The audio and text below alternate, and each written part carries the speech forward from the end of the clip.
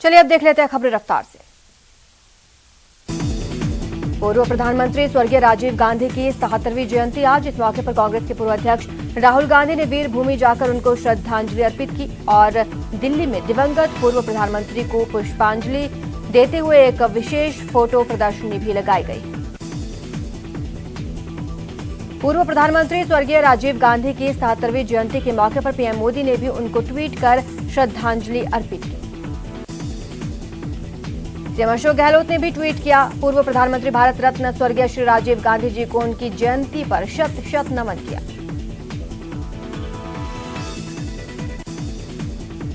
अफगानिस्तान में स्वतंत्रता दिवस पर लोगों ने तालिबान का विरोध किया। राजधानी काबुल समेत कई शहरों में अफगानिस्तान का झंडा लेकर तालिबान के खिलाफ विरोध प्रदर्शन।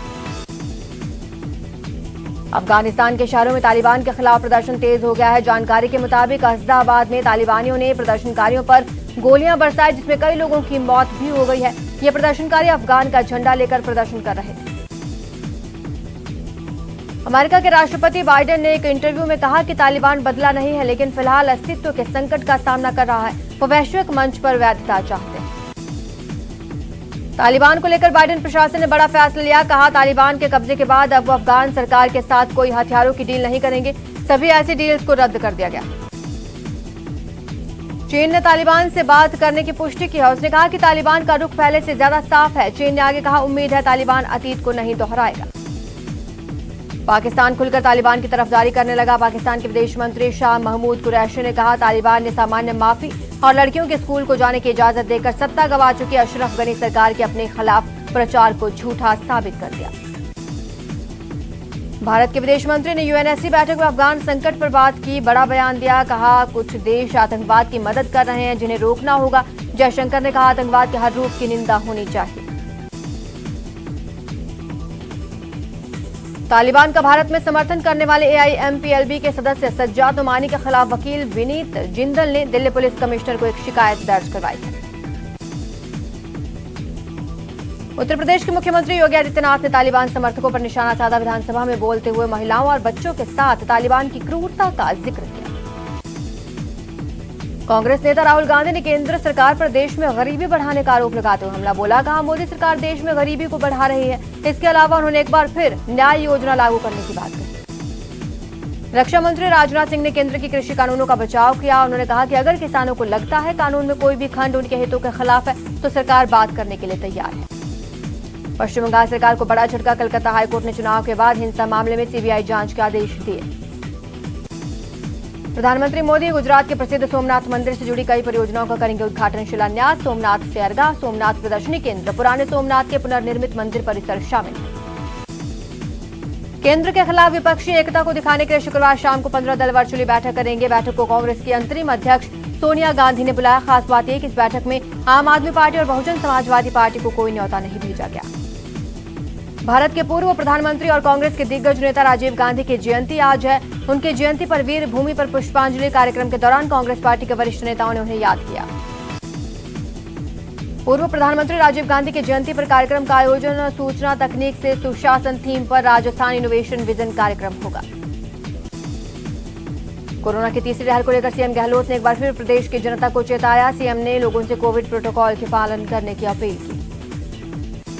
कार्यक्रम को संबोधित करते हुए बीजेपी प्रदेश अध्यक्ष सतीश पूनिया ने कहा, राजस्थान एक ऐसा प्रदेश है, कार्यकर्ताओं के परिश्रम और पसीने के कारण इसे जाना जाता है। हम सभी ने, हमारे पुरखों ने राजस्थान की मिट्टी को अपने पसीने से सींचा है। बीजेपी की आशीर्वाद यात्रा पर कांग्रेस ने तंज कसा। खाचरियावास ने कहा, लोग महंगाई, बेरोजगारी और भूखमरी से त्रस्त हैं, लेकिन केंद्र और बीजेपी लगातार लोगों से झूठ बोल रही है। ये जन आशीर्वाद यात्रा नहीं, जन धोखा यात्रा है। प्रदेश कांग्रेस के पूर्व अध्यक्ष सचिन पायलट ने जयपुर में जन सुनवाई की। उनसे मिलने के लिए बड़ी तादाद में लोग पहुंचे।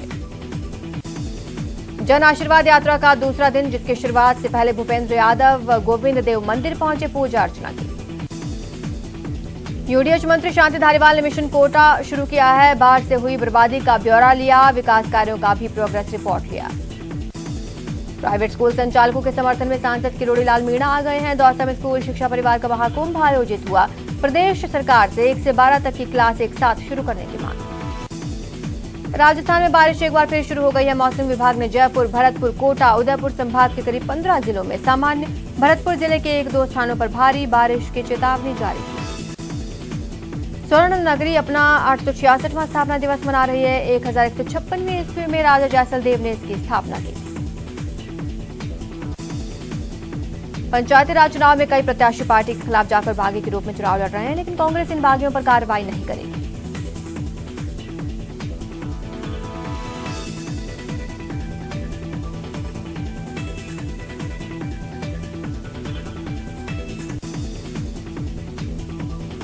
बीजेपी की जन आशीर्वाद यात्रा पर ओडिशा दौरे पर केंद्रीय शिक्षा मंत्री धर्मेंद्र प्रधान और रेल मंत्री अश्विनी वैष्णव गुरुवार को भुवनेश्वर पहुंचे।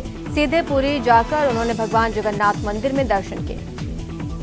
रामेश्वरम द्वीप में कोरोना फैलने से वहां गाइडलाइन का सख्ती से पालन कराया जा रहा है, जिसके चलते पर्यटकों की आवक घट रही है। भारतीय कंपनी ने लकड़ी के पुराने कैमरे के आकार की कार बनाई। ये कार तमिलनाडु के त्रिची में बनाई गई कार कैमरे की काफी असामान्य शैली पर आधारित है। प्रदेश में पंचायत समिति और जिला परिषद चुनावों में स्वास्थ्य विभाग को चिंता में डाल दिया है। स्वास्थ्य सचिव सिद्धार्थ महाजन ने चुनाव वाले जिलों में कोरोना के सैंपल ज्यादा लेने के निर्देश दिए। उदयपुर के सूरजपुर इलाके में एक मंदिर में एक आगजनी करने वाले युवक को पुलिस ने एक ही दिन में गिरफ्तार कर लिया। फिलहाल पुलिस आरोपी की उससे पूछताछ में जुटी है। प्रतापगढ़ में नाबालिग से रेप के मामले में फरार आरोपी को पुलिस ने गिरफ्तार करने में सफलता हासिल की। आरोपी केस दर्ज होने के बाद से ही फरार था। प्रतापगढ़ में पुलिस ने कार्रवाई की। 300 ग्राम अवैध डोडा चूरा के साथ एक आरोपी गिरफ्तार, एक कार और 1,33,000 की नकदी बरामद। बूंदी में एक मकान में अधेड़ का शव मिलने और मकान से बदबू आने के बाद इलाके में हड़कंप, जिसके बाद पुलिस ने मौके पर पहुंचकर मामले की जांच शुरू की। राजसमंद जिले में रसद विभाग और पुलिस ने संयुक्त कार्रवाई की। जिले के 4 इलाकों में होटल्स पर छापेमार कार्रवाई, 1500 लीटर मिलावटी डीजल जब्त। कोटा में इन दिनों सांप निकलने की घटनाएं सामने आ रही हैं। भदाना इलाके के रोटेदा गांव में मकान में कोबरा सांप निकला, जिसे बाद में रेस्क्यू कर जंगल में छोड़ा गया। वहीं कोटा के हाउसिंग सोसाइटी इलाके में घर के बाहर से कोबरा के डसने से सरकारी स्कूल के प्रिंसिपल की मौत हो गई। इलाके में हड़कंप। करौली के हिंडौन सिटी में घर में जहरीला जीव गोयरा निकलने से हड़कंप, जिसके बाद गोयरा पकड़ने के एक्सपर्ट ने रेस्क्यू कर उसे जंगल में छोड़ा। जयपुर नॉर्थ की भट्टा बस्ती थाना पुलिस ने ऑपरेशन आग के तहत कार्रवाई की। 2 आरोपी गिरफ्तार। जयपुर के शास्त्री नगर पुलिस ने डीएसटी के सहयोग से जयपुर में सक्रिय बड़ी वारदात करने वाले नकबजन गिरोह का पर्दाफाश किया। मामले में बागरिया गिरोह के 4 शातिर बदमाश गिरफ्तार। धौलपुर में एक पेड़ पर विवाहिता का शव मिलने से सनसनी। मौके पर पहुंची पुलिस हत्या और आत्महत्या दोनों एंगल से जांच में जुटी। करौली में कुछ बदमाशों ने एक ई मित्र संचालक की दुकान पर धावा बोला, 50,000 की नकदी लूटकर फरार हो गए। शिकायत के बाद पुलिस मामले की जांच में जुटी। दौसा के लालसोट में महिला चोर गैंग ने एक स्टोर से घी के पैकेट सहित कई महंगा सामान अपने कपड़ों में छुपा लिया। दुकानदार ने तत्परता दिखाते हुए चोरों को पकड़ा और चोरी का सामान बरामद किया। अलवर के बहरोड में 3 साल की मासूम की हत्या के मामले में पुलिस ने आरोपी पिता और दादा को गिरफ्तार किया। बता दें कि बच्चे के पिता और उसकी मां के बीच घूंघट रखने को लेकर लड़ाई हुई थी। करौली में एसीबी की बड़ी कार्रवाई। मंडरायल के घूसखोर सरपंच को ट्रैप किया। एसीबी ने शिवचरण जाटव को 5,000 की घूस लेते रंगे हाथों गिरफ्तार किया। पाली में एसीबी ने बड़ी कार्रवाई की। परिवहन विभाग के कंडक्टर 2,000 की घूस लेते गिरफ्तार किया। प्रबंधक सुनीता भाटी से भी पूछताछ में जुटी। नशे के खिलाफ चुरू पुलिस ने बड़ी कार्रवाई की। 2 अलग अलग कार्रवाई में 7 लाख की अवैध अफीम बरामद। जयपुर पुलिस ने लूट गैंग का खुलासा किया। 3 बदमाशों को गिरफ्तार किया। आरोपियों के कब्जे से पुलिस ने 15 लैपटॉप और 1 मोबाइल बरामद किया। जयपुर पुलिस ने ऑपरेशन आग के तहत 2 आरोपियों को गिरफ्तार किया। साथ ही उनके कब्जे से 2 देसी कट्टे और 9 जिंदा कारतूस बरामद किए। बारा पुलिस ने बाइक चोर गिरोह का पर्दाफाश किया। 9 आरोपियों को गिरफ्तार किया। उनके कब्जे से 11 बाइक जब्त। अलवर जयपुर रेलवे मंडल ने रेवाड़ी अलवर के बीच चलने वाली रेलों में बिना टिकट यात्रा करने वालों की धरपकड़ की। 109 यात्रियों को बिना टिकट पकड़ा गया। राजसमंद में गर्ल्स हॉस्टल में एक छात्रा ने घर जाने की जिद करते हुए हॉस्टल के रूम में खिड़की, दरवाजे और पंखे से तोड़फोड़ की। इस घटना में बालिका गंभीर रूप से घायल होकर बेहोश हो गई। चूरू के सुजानगढ़ में आरपीएफ ने ट्रेन की चेकिंग के दौरान जोधपुर में सोने का बुरादा लेकर फरार हो रहे आरोपी को दबोच लिया। धौलपुर में आपसी झगड़े में फायरिंग हुई, जिसमें एक युवक की मौत हो गई। फायरिंग की इस घटना में 6 लोग घायल। पोखरण कस्बे में दर्जियों की गली में 2 युवकों की ओर से धारदार हथियार से हमला कर मारपीट करने के आरोप में पुलिस ने मामला दर्ज किया। एक आरोपी पार्षद का पुत्र है। झुंझुनू में पॉस्को और सीपीसीआर एक्ट के विशेष न्यायाधीश ने बच्चे से रेप कर उसकी हत्या करने के दोषी को सजा सुनाई।